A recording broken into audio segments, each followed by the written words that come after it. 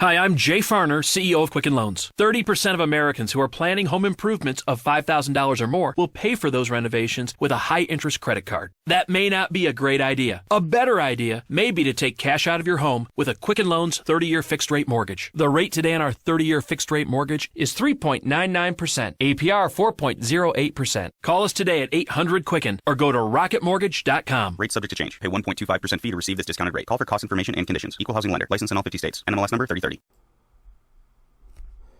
It seems that during our lifetimes, we all have people, places, and pets that leave a deep impression on our hearts, a lasting impression, an impression that we carry with us for the rest of our lives. For me, that impression was left by a pet, a dog named Duke. He was a special dog that comes along once in a lifetime, and the least I can do is write a book to preserve that memory and tell the story of Duke. Tina was suddenly awoke at 3 a.m. to strange sounds coming from the other room. She quickly jumped out of bed, threw on her nightgown, and curiously approached the room filled with strange squeals, grunts, and growls. As she peeked her head into the room, she saw her 3-year-old Rottweiler, Jessie, laying on her side, giving birth to her first litter of puppies. Tina was filled with all the feelings that any mother would have when giving birth to a child: excitement, joy, and a little fear. Was Jessie going to be okay? Would all the babies be okay? She knew right away that she did not want to go through this alone. She ran back to the bedroom and shook her husband Tracy awake. Tracy was first startled and then angry at the sudden sleep interruption, and then the anger turned into joy and excitement upon the news of their dog Jessie giving birth. He quickly jumped out of bed and left his robe behind. Wearing only his briefs, he followed anxiously along as Tina quickly led him by the hand into the other room. As they entered, he saw 9 baby Rottweilers squirming on the floor and a 10th Rottweiler on its way. Tina and Tracy quickly jumped into action. It was perfect synchronized teamwork, as if they were part of a maternity team that did this daily for a living. Tracy inspected each puppy to make sure that all the essentials were there and functioning properly. He then handed them off to Tina one by one, who watched them after further inspecting them on her own. She watched anxiously like any caring mother would, making sure her babies were safe and treated properly. All 10 puppies were healthy and full of life. 9 were of normal size and proportions, and there was a 10th, the runt. The puppies developed quickly, and it seemed like no time at all when they were 5 weeks old, and it was time to look for homes. Tina made a few phone calls and placed an ad in the local paper. In less than a week, 9 of the puppies were placed in loving homes with excited new owners, happy to have a new addition to their family. The sole remaining puppy, the runt, was passed over by everyone and would prove to be quite the struggle to find a family for. A couple more weeks went by with no luck. It was important to both Tina and Tracy that the final dog was placed with a caring, loving family. They did not want to settle on just giving the dog to anyone and taking the chance that the dog could end up neglected or worse, abused. Tina was racking her brain trying to come up with a solution when it occurred to her that it was March 9th and Tracy's brother Matthew wanted a puppy on his 12th birthday was coming up on March 12th. Tina was suddenly filled with excitement. This new idea just might work out perfectly. She would first have to call her mother-in-law, Jeannie, and run this by her. Jeannie thought it was an excellent idea, but she informed Tina that she would not make any rush decision without first consulting with her husband, Gary. Gary was a little more cautious in his approach. He would first have to have a talk with Matthew and see if Matthew seemed up to taking on responsibility of owning and raising a puppy. Matthew was in his bedroom listening to the radio and slowly working his way through that evening's homework when his dad Gary opened the bedroom door to see his freckled-faced, curly red-haired son staring intently at his math book. "How's it going, Matt?" "Oh, hi, Dad. What is the square root of 3,600? Matthew asked, with a look of puzzlement on his face as he flipped through his math book, hoping to find the answers in the back. Let's worry about that later, son. I want to talk about something else right now. With one eyebrow raised in curiosity, Matthew set his math book aside. What is it, Dad? Well, son, I hear you have been wanting a puppy dog. Well, sure, Dad. You know that I've wanted a dog for a long time. I know, son, but a dog is not all fun and games. Owning a dog will take a lot of time, care, and responsibility. You will have to potty train him, feed him, and set aside time to play with him and care for him each day. Owning a dog is a lot like adding another member to the family. You will be his friend and companion for the rest of his life. Are you sure you're ready for this, son? Dad, there's nothing I have ever wanted more than to own my own dog. Please give me the chance to prove to you that I'm ready to take on this responsibility. I promise, Dad, I will not let you down. Gary paused for a moment, looking at his son, and then simply said, Okay, son, thanks for the talk, before exiting Matthew's bedroom. Gary found his wife, Jeannie, preparing lunch in the kitchen. Can you call Tina and tell her that we think Matthew is more than ready to be the proud owner of a new baby puppy for his birthday? Tina was excited to receive the good news. The next 3 days went by quickly, and before Tina knew it, her and Tracy had the puppy crated up with a red bow and ribbon around his neck and in the back seat of their SUV. She could not wait to see Matthew's reaction when they delivered this very small new addition to the family. They had it all planned out. Tina and Tracy snuck in the back door and quietly waited in the laundry room with the puppy while Matthew opened up his birthday presents. Matthew was happy to get the new Star Wars Lego set, and he was even more excited when his next gift from Dad was a brand new Ruger 1022 rifle, just in time for Matthew's 12th birthday, which made him eligible to take the hunter safety course and go hunting with Dad, not just as a spectator, as he did in previous years, but as an actual participant. Even so, Matthew knew that the rifle was the grand finale of his birthday, and he also knew he was not the proud owner of a new puppy. Well, he thought, somewhat disappointed, there's always next year. Dad looked at Matthew and asked, Well, son, did you enjoy your birthday presents? Gary could hear disappointment in Matthew's voice when he replied, Sure, Dad. Now I can finally go hunting with you for real. Thanks, Dad. Jeannie gave Tina and Tracy their cue, and they let the puppy out of the crate. Matthew was inspecting his 1022 when out of the corner of his eye he noticed a cute little dark brown and black puppy with a bow tied around its neck sniffing out the corner of the living room as if looking for a place to do his business. Matthew's heart leapt with joy. He could not believe his eyes. Is he really mine?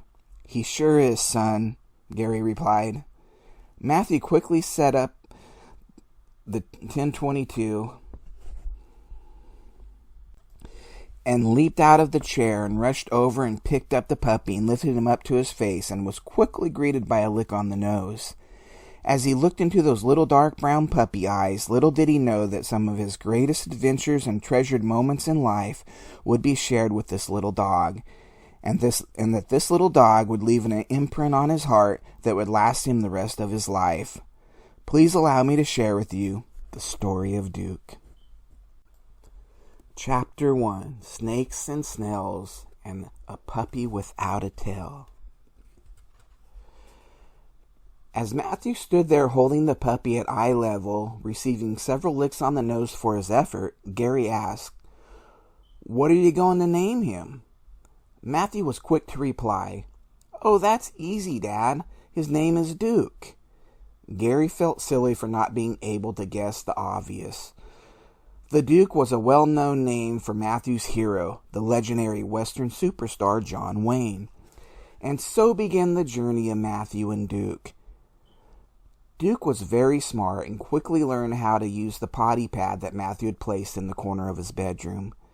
This allowed Matthew to set out food and water and then leave it in his room as he went to do his morning chores. This way Mom and Dad would not have to be troubled with caring for Duke. Matthew wanted to prove that he could be 100% responsible for all of Duke's needs. Matthew quickly learned that this may not have been the best approach. When Matthew got back from doing his chores, he opened his bedroom door and was greeted by a very excited Duke, who was doing the puppy happy dance, wiggling back and forth and shaking his stub for a tail as he excitedly walked over towards Matthew. In the first instant, this was a mutual feeling, but Matthew looked past Duke, growing upset as he noticed that the Star Wars rebels had apparently lost the battle in the galaxy on this day. Matthew's Lego Star Wars Millennium Falcon was in parts scattered all over the room. "Duke, what did you do?"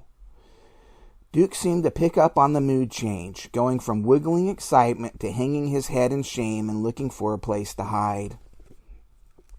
Matthew found humor in Duke's sudden mood change, and his anger quickly turned into laughter, though he was still somewhat annoyed with Duke being faced with the daunting task of rebuilding the rebels' most prized starship. He was even further annoyed when he had discovered that a couple pieces of the Millennium Falcon had simply vanished, only to be discovered the next morning when Duke did his business on the poopy pad. Unfortunately, Matthew could never look at the two top pieces of the Millennium Falcon's deck the same again. The whole situation stunk. The runt Duke, despite being a purebred, grew up into a less-than-perfect Rottweiler body. His head was unproportional. He had a head that somewhat resembled a brontosaurus, with an underbite that sometimes made him look scary, despite Duke's loving and mild mannerism. But to Matthew, looking at him through the eyes of love, he may as well have been a champion show dog. Chapter 2. Terror in the Backyard. 8 months went by, and Duke had grown up to a healthy 100 pounds. Matthew and Duke had plenty of room for both play and adventure in the pasture and trees on the 18 acres of property that his dad owned in the beautiful wilderness of Fort Dick, California. Matthew was in his bedroom late one Saturday night, busy looking through a dog catalog at the latest designs in spiked dog collars. He was hoping to somehow offset Duke's gaudy look given off by his brontosaurus-shaped head and underbite with an edge of toughness that most Rottweilers gain from a spiked collar, when he was startled by a sudden deep growl coming from Duke, whose hair was standing on end as he stared intently into the darkness through his bedroom window that faced the backyard. "What is it, boy?" Matthew asked, a little nervous at the thought of what could possibly get Duke so worked up. Duke glanced in Matthew's direction momentarily before looking back towards the window and adding a few decibels to his growling tone. What should he do? He knew Mom and Dad would be sleeping this time of night. Should he wake up Dad? Matthew shook his head no, as he contemplated the thought. Dad gave him Duke because he trusted him with responsibility. The same also applied to his new 10-22 rifle. So he would man up and use both of his newly acquired gifts to tackle this situation. Matt quickly slipped on his fuzzy bear paw slippers and grabbed his 10-22 from its resting position, leaning against the wall in the corner of his bedroom, and then snatched his flashlight off the top of his dresser. Duke seemed to read Matt's thoughts as he had stopped staring out the window and was now waiting anxiously for Matt at the bedroom door. Matt kneeled down to Duke, feeling a need for a prep talk before they took on the great unknown that awaited them in the darkness of the backyard property. "You and I are a team now, Duke. Whatever happens, we are in this together, in victory or in defeat. We will always tackle life's challenges together, boy. We can do this. Let's go." Duke gave a loud-pitched bark to show he understood and was more than willing to stay the course by Matt's side, whatever the outcome. As Matthew slowly eased open the back door, he instantly felt the chill of the cool night's breeze on his face, causing his red curls to take on life of their own, as if they were performing some orchestrated dance by an unknown choir leader.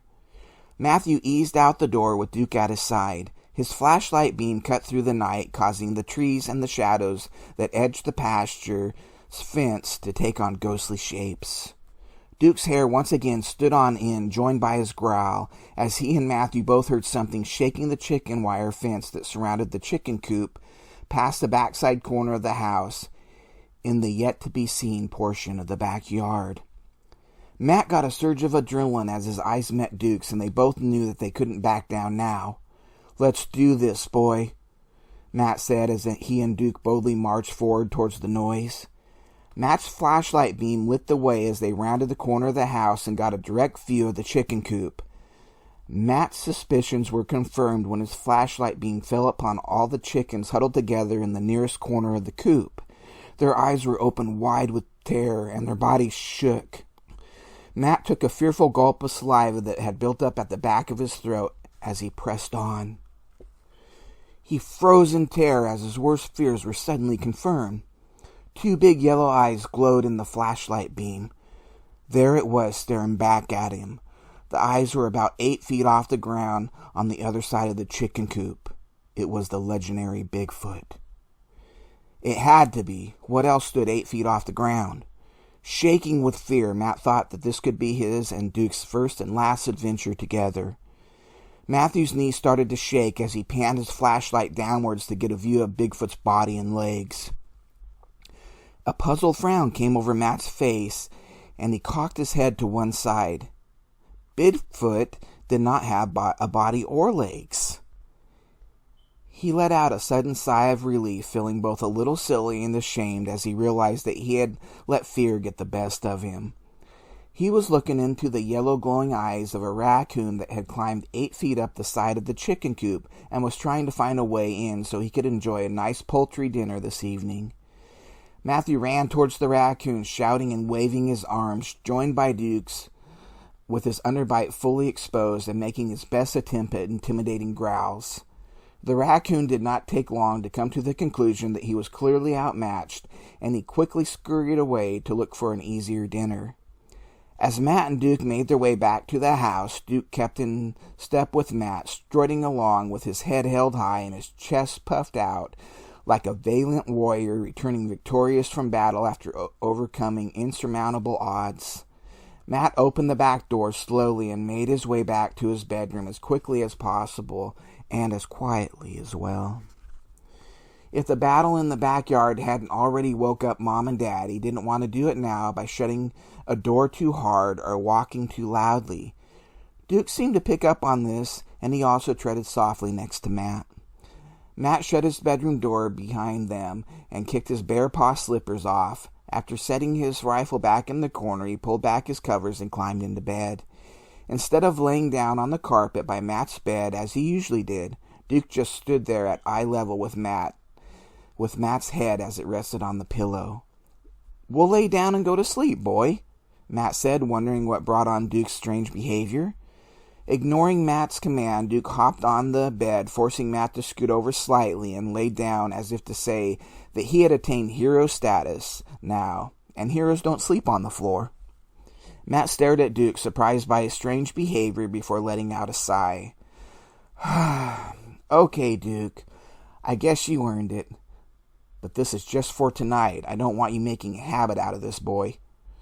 But that's exactly what Duke did, and in the nights to come it was a rare occasion to find Duke sleeping on the floor. Chapter 3. Bunny Hop Hide and Seek. Matthew was homeschooled, so his day started off with a little bit of chores that Dad had for him, followed by some schoolwork. Duke was going to milk this bed rest for all it was worth, but unfortunately he had Matt blocked in on the wall side of the bed. "Get up, boy. We have to start our day." Duke let out a slight groan in protest and then slowly stepped down onto the floor. Matt got up, threw on his t-shirt and jeans, and headed for the door. He would have to do his daily inspection of the electric fence to make sure no foreign objects had fallen into it and grounded it out. And then he would feed and water the horse and chickens. Duke was in a playful mood and kept trying to get Matt to play along by kneeling with his head down as if ready to sprint and then barking at Matt. "Not now, boy. I have work to do." But Duke was not easily swayed, and he kept up his playful antics until Matt finally gave in upon completing his final chores. The grass in the back pasture had grown to waist level, and it gave Matt an idea. He called Duke over to the edge of the pasture and told him to sit. Looking confused, Duke did as he was instructed. Matt then started walking out into the deep grass. Duke did not see the fun in having Matt leave him behind, and immediately started into the pasture after Matt. Matt turned towards Duke. This time he raised his voice a bit, adding a firm tone. "Duke, you sit and stay." Duke gave his best show of sad eyes, and then with a moan he did as he was instructed as he watched Matt made his way deeper into the pasture and disappeared out of sight. Matt was about 70 yards into the waist-high grass when he sat down where the grass would hide him from Duke's view. This would do perfectly, Matt thought as he called after Duke. "Come on, boy. Come here, Duke." Matt then halted all movement and didn't make a sound. Duke's ears perked up and his sad eyes got wide with excitement as he heard Matt's voice calling him in the distance. Not liking the grass in his eyes or in his line of sight as it obstructed it, Duke opted to do awkward bunny hops over the grass. He had covered about 20 yards before he stopped to get his bearings. He listened intently and then stuck his nose into the air and took a few sniffs. He caught a whiff of Matt's favorite cologne left over on his t-shirt from the night before. Duke adjusted his direction a little to the left and started back into his bunny hops over the grass. Matt sat quietly in his hiding spot, debating if he should give Duke another call, when he heard a whoosh, whoosh, whoosh sound heading in his direction. Now Matt was a little confused. This was not the sound that he expected from a running dog. The whooshing noises got louder, and then suddenly Duke came flying over the top of the grass and knocked Matt back, landing on Matt's chest. Duke licked Matt's face with excitement as Matt tried to gather the breath that had just been knocked out of him. As Matt regained his breath and saw the excitement in Duke, he couldn't help the smile that grew on his face. "All right, boy, you did it. Good job. Now get off of me." Duke hopped off of Matt, letting him up, and they made their way back to the house. Duke enjoyed playing hide-and-seek with Matt, and went ahead of Matt the next day and was waiting at the edge of the pasture for a repeat of bunny hop and seek. Only this time Matt adjusted his position so that he would not end up flat on his back upon being discovered by Duke. Whenever time and weather permitted, Matt and Duke could be found enjoying their game of hide and bunny hop seek in the back pasture. Chapter 4, One Sick Puppy. It was life as usual for the next couple of weeks until Matt noticed a change in Duke's behavior. He just wasn't the active and playful dog that Matt had come to know. Matt was a little concerned, but he knew people had occasional negative moods, and he figured it would probably be the same way with animals. Matt did his best to cheer Duke up. He tried to get Duke to play with the yellow rubber ball that Duke usually enjoyed sniffing out after Matt would hide it somewhere in the house. But Duke just wasn't interested at all. The next day when Matt took Duke outside to do his business, he noticed that Duke had loose bowels with blood in them.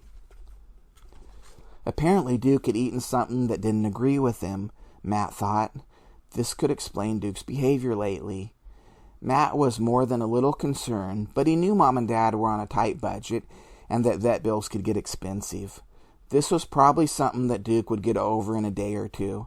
Maybe he was just being overly paranoid because he cared so much about Duke. When evening rolled around with Duke laying down all day, having not touched his food or water, Matt knew this was no case of indigestion. Something was seriously wrong with Duke. Vet bill or not, it was time to tell Mom about Duke and get her opinion on what to do next. Jeannie was sitting on the living room sofa, deep into a Louis L'Amour book, when she noticed that Matt was approaching her with a very concerned look on his face. "Mom, there's something wrong with Duke." Jeannie dog-eared the page that she was on and set the book aside, now giving Matt her full attention. "What's the matter with him, Matt?" "Well, he's not been himself for the last couple days, and he has not eaten or drank anything at all today. Mom, I'm really worried about him." Jeannie now shared the concerned look Matt had brought with him to the living room. "That does not sound good at all, Matt. Has he had any other symptoms?" Matt quickly filled her in on the bloody bowel movement and all the other details he could think of. Jeannie knew how much Matt loved Duke, and she was not willing to take any chances. Duke needed to be taken to a vet ASAP.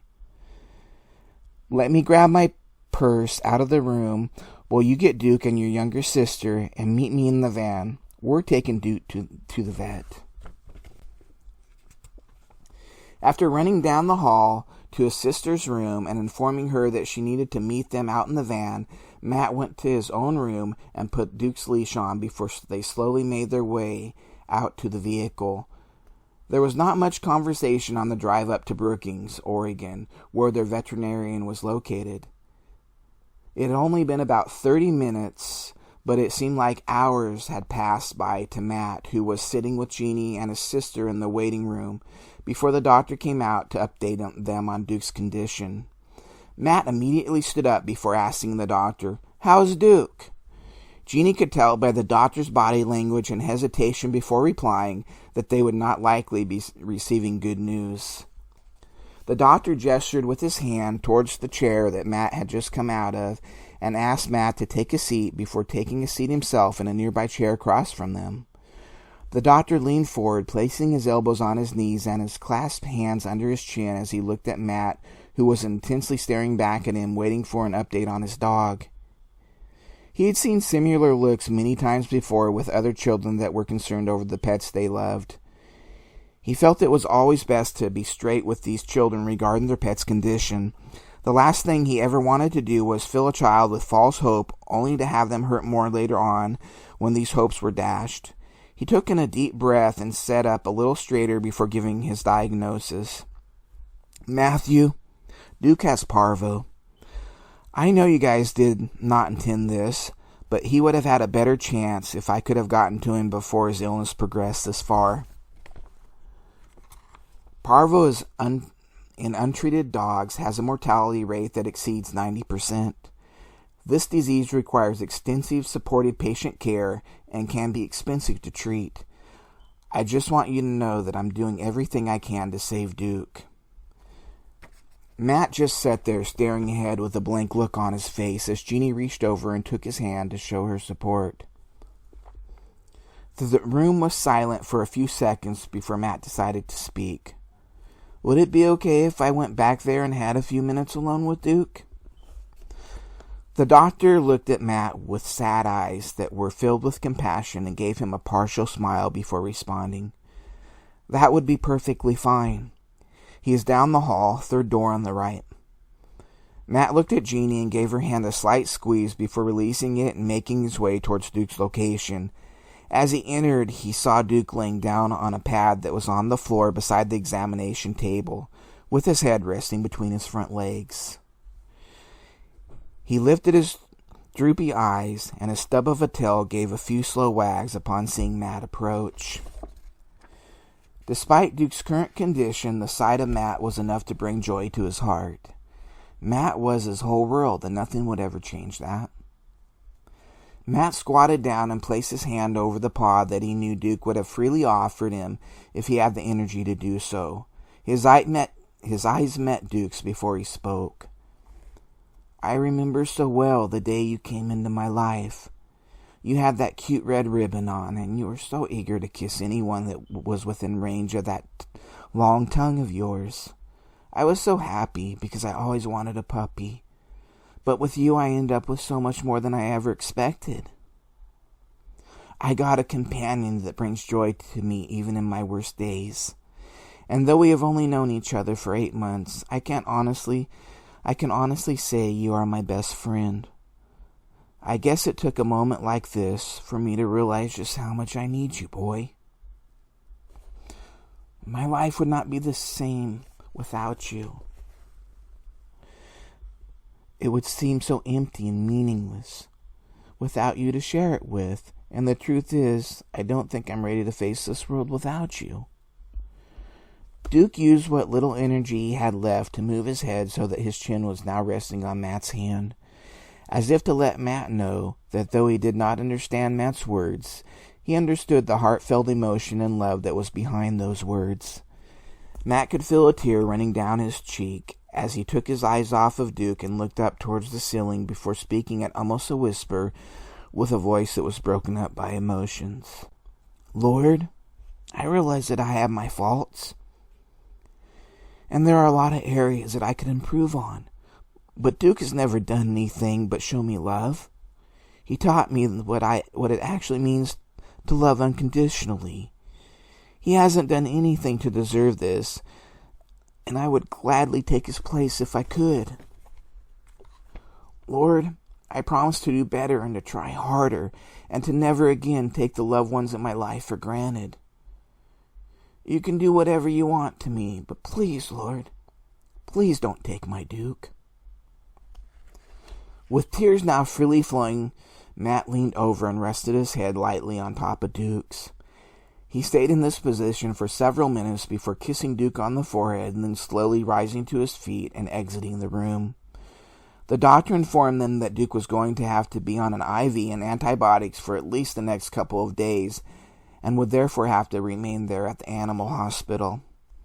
After getting a promise from the doctor to keep him updated on Duke's condition, they were back on the road and headed towards home. Matt felt a deep emptiness inside him, realizing that for the first time since he met Duke, he was now going to be separated from him without any guarantee that he would even ever see him alive again. Matt was not the only one that realized that the severity of the situation, as there was not one dry eye in the car on the drive back to the house.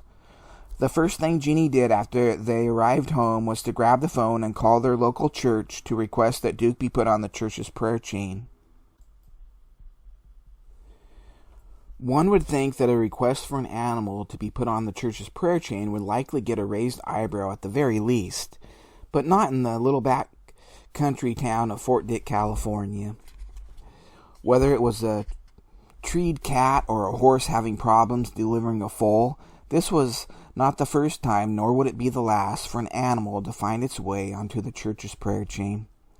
The church secretary quickly agreed, and in no time at all, phones were ringing all over Fort Dick on Duke's behalf. Jeannie had a strong faith and found comfort in knowing that so many prayers were going up for Duke's recovery. Over the next couple of days, Jeannie could not help but notice that Matt was not doing so well. He seemed moody and could not focus on his schoolwork. However, she did not hassle him over it because she knew it was due to his stress and concern over Duke. Matt was now going on the third day without Duke. He was just laying on his bed looking up at the ceiling. He could not seem to find any fun in all the things that he normally enjoyed in life. It just wasn't the same without Duke there to share the experience with. Matt was suddenly brought out of his trance by a shout from his mom that was coming from the living room. "Matt, come quick! The secretary at the vet's office just called and told me that the doctor will be on the line in a minute to give us an update on Duke." Matt's heart fluttered with anticipation as he made his way to the living room. Was this going to be good news? It had to be, Matt thought, because he wasn't sure that he could live with anything else. Jeannie switched the phone speaker on, and then they both held hands as they waited for the news. It could not have been longer than a couple minutes, but it seemed like an eternity to Matt as he was waiting for life or death news regarding his best friend that he had ever known. The silence was suddenly broken as the doctor's voice came over the speaker. "Jeanne Yates, are you there?" "Yes, I'm here, and my son Matthew is with me. I have you on speakerphone." "I see. All right then. I'm sure he's been anxiously awaiting this call." "Yes, I have," Matt interrupted. "Please, is Duke going to be okay?" The doctor could be heard clearing his throat before he responded. "Well, it was touch and go for the first day and a half. To be honest with you, I didn't think Duke was going to make it. And then he suddenly took a turn for the better. It was the strangest thing. Almost as if there was a higher power involved. I don't know. For lack of better words, like a miracle, I guess." "I don't suppose you folks are religious?" Matt cut in before Jeannie could respond. "So my Duke is going to be okay?" "Yes, Matthew. I'm not sure I understand it, but Duke is going to be just fine." "Well, praise the Lord," said Jeannie before Matt cut in again. "When can I see him? When can we pick him up?" "Well, He probably won't have 100% of his energy back for at least a couple days, but I don't see any reason why he can't go home today. You guys are welcome to come and pick him up." "Yee-hoo," Matt said as he made a circular jump in the air before embracing his mom in a big bear hug. They wasted no time jumping into Jeannie's van and heading out. In less than 30 minutes, they were at the animal hospital, and Matt was entering the same room that he had reluctantly departed just 3 days ago after giving Duke a tear-soaked kiss on the forehead. Only this time, he opened the door to a drastically different scene. Duke was standing up and radiating with excitement and joy at seeing Matt enter. His stub of a tail was shaking so hard that it was causing his butt to twist, which put his whole body into a sideways motion as he made his way over to greet Matthew. Matthew squatted down and gave Duke a big hug as Duke returned the affection by wetting Matt's face with several doggy kisses. Once again, Matt left the animal hospital with tears in his eyes. Only this time they were tears that come with the joy of being reunited with a friend that he was not sure that he would ever see again. Chapter 5. Sweet 16. As the next 4 years went by, homeschooling allowed Matt and Duke to spend almost every moment together, and they had formed a special bond by the time Matt's 16th birthday came on, March 12th, 1997. Matt got a hunting knife, a couple pairs of jeans, and a pair of leather gloves with the fingers cut off at the first knuckle. Matt was happy to get the knife and jeans, but a little perplexed over the gloves. Gary noticed the confused look coming from Matt and tried to fight off the smile that was tugging at the corners of his mouth. "What is it, Matt?" Gary asked, having to turn his head away from Matt as the smile started to win the battle and the corners of his mouth started rising. "Well, Dad, thanks for the knife. It's really cool, and I'll take it with me hunting this year. And I can always use a couple pair of jeans. But what's up with the gangster gloves?" Gary could not hold it any longer and broke out in laughter as he turned to face Matt. "They're not gangster gloves, Matthew. They're driving gloves. You're 16 now and eligible for your driver's license." Gary then turned and started walking towards the front door, gesturing with his head for Matt to follow. As they walked out the front door, Matt's eyes followed his dad to the left and towards the parking area.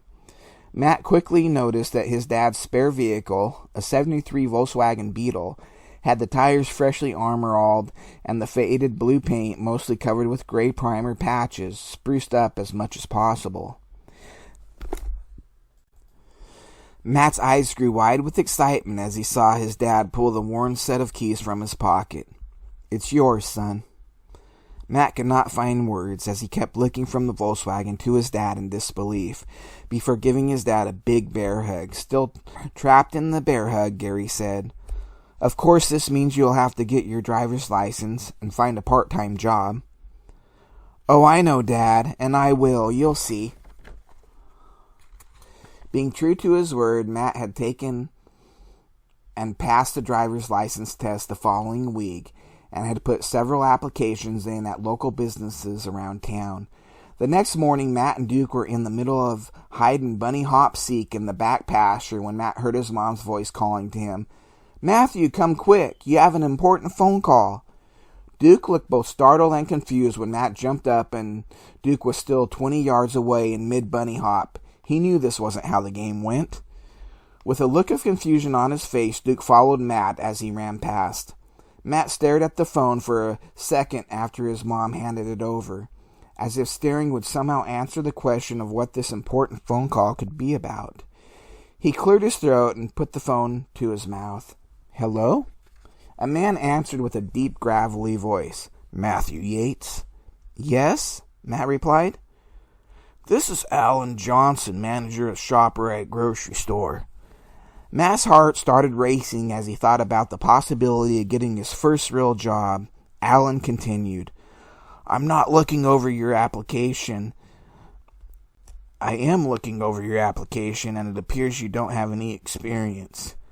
Matt was quick to reply, "That's true, sir, but I am a hard worker, and you can depend on me to always show up on time and do my best." The silence on the other end of the line seemed to last forever before it was broken by Alan's reply. Well, we do have an entry-level position as a box boy, but it's only part-time for now, and we need the position filled immediately. Can you start tomorrow? Matt was quick to respond. No problem, sir. What time do you want me there? You will need to arrive at 6 a.m. sharp and start work at 6:30 a.m. No problem, sir. I will see you tomorrow. Matt was in shock at finding out that he was the newest employee of ShopRite Groceries as he slowly hung up the phone and turned towards his mom, who was looking at him with questions on her face that Matt knew needed answers ASAP. It was the manager of ShopRite Grocery Store, Mom, and I start tomorrow at 6 a.m. Jeannie took immediate action at the sudden good news. Well, we need to pack you a lunch, and you will have to set aside some decent clothes. She reached into her purse and pulled out $10. This is for gas, and you can pay me back after your first paycheck. Okay, Mom, and thanks. Duke had been looking back and forth from Matt to Jeannie as if trying to figure out what all the excitement was about. Matt noticed this and knew he would have to have a prep talk with Duke. He knelt down so he was eye level with Duke. Duke offered his right paw, which Matt took a hold of with both hands before speaking. Well, boy, I have a job now, and I won't be able to be with you all day anymore. I will miss you, but I am doing this for both of us. Duke looked away from Matt momentarily as if thinking the situation over, and then he looked back at Matt and gave a small bark as if to say he understood and he would be okay. Matt smiled and patted him on the head. This will include episode 1. Please join me again for episode 2, where we will continue with the amazing true story of Duke. Thank you. Hi, I'm Jay Farner, CEO of Quicken Loans. 30% of Americans who are planning home improvements of $5,000 or more will pay for those renovations with a high-interest credit card. That may not be a great idea. A better idea may be to take cash out of your home with a Quicken Loans 30-year fixed-rate mortgage. The rate today on our 30-year fixed-rate mortgage is 3.99%, APR 4.08%. Call us today at 800-QUICKEN or go to rocketmortgage.com. Rate subject to change. Pay 1.25% fee to receive this discounted rate. Call for cost information and conditions. Equal housing lender. License in all 50 states. NMLS number 3030. Hi, I'm Jay Farner, CEO of Quicken Loans. 30% of Americans who are planning home improvements of $5,000 or more will pay for those renovations with a high-interest credit card. That may not be a great idea. A better idea may be to take cash out of your home with a Quicken Loans 30-year fixed-rate mortgage. The rate today on our 30-year fixed-rate mortgage is 3.99%, APR 4.08%. Call us today at 800-QUICKEN or go to rocketmortgage.com. Rate subject to change. Pay 1.25% fee to receive this discounted rate. Call for cost information and conditions. Equal housing lender. License in all 50 states. NMLS number 3030.